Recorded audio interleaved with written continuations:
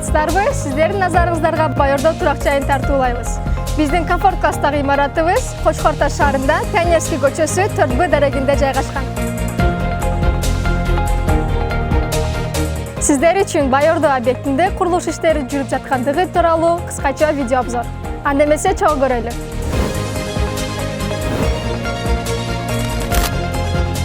Азыркы учурда ички шыбак иштери толугу менен бүттү. Чатырды жабуу иштери башталып, күчтүү ылдамдыкта жүрүп жаткан кези. Байордо турак жайында саналуу гана баатирлер калды. Андыктан 1 жылга пайсыз бөлүп төлөө мүмкүнчүлүгү менен баатирдин ээси болуңуз.